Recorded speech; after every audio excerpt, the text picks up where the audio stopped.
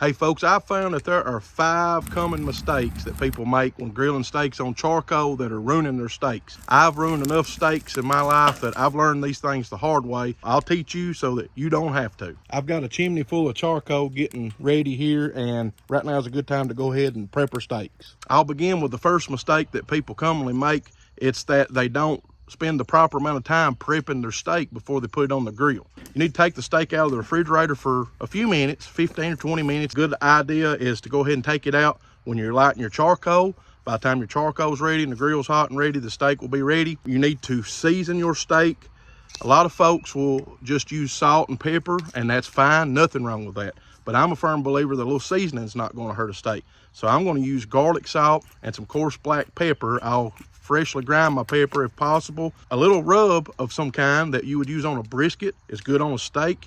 Just keep in mind, you might not want to use something with a lot of sugar in it because it will likely burn when you sear the steak. Once you put your seasoning on the steak, let it set up for a few minutes. So we'll leave these alone. When the charcoal's ready, we'll move on to the next step. Mistake number 2 is that people will put the steaks on the grill before it's ready.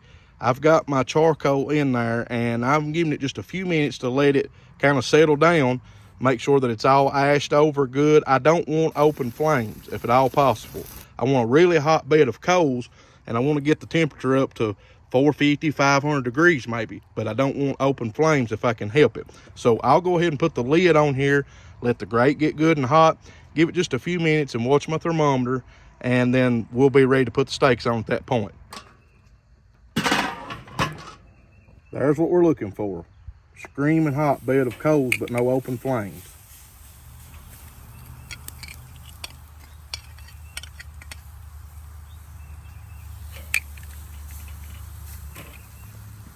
So mistake number 3 sort of goes hand in hand with number 2. I want you to notice that I've made a 2-zone fire, and what I mean by that is my charcoal is all over here on this one side, and on this side I have a cooler zone. And what that will do is a couple things. One, I said we don't want flames or open flames, but there is a chance, especially with a steak with a lot of marbling, you might have flame up. You need a safe zone to move that steak to.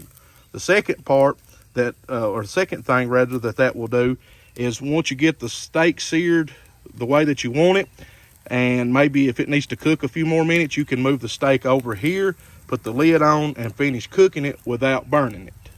So always use a 2-zone fire when you're grilling steaks. Mistake number 4 is turning the steaks too quick.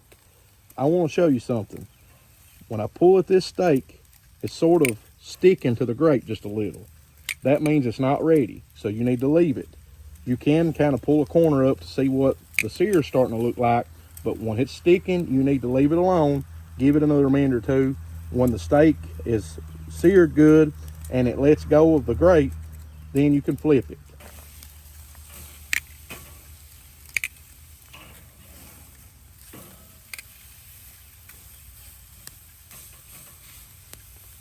So I went ahead and flipped these 2 steaks, and I'm going to let them finish up, and we'll move on to mistake number 5. So I went ahead and took these 2 little sirloin steaks off the grill. I think that's some nice color. You can sear yours as much as you want or as little as you want. Cook it to the desired temperature, but don't skip this step. This is mistake number 5. People don't let their steaks rest. Now these came straight off the grill. You don't have to wrap it really tight. I'm just going to tin it with a little foil, lay that on there, and I'm going to leave this for about 10 minutes before I touch these. If you've ever cut into a steak or a piece of meat just as soon as you pull it off the grill, you probably noticed all the juices start running everywhere.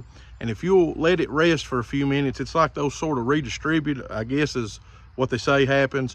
But just out of my experience, the steak's going to be better. And if you haven't been doing that, try it. Try avoiding these 5 mistakes the next time you cook a steak on charcoal, and I believe your steaks are going to start coming out a lot better. Leave a comment below and watch a few more of my videos. I appreciate y'all. God bless you, and I'll see you in the next video.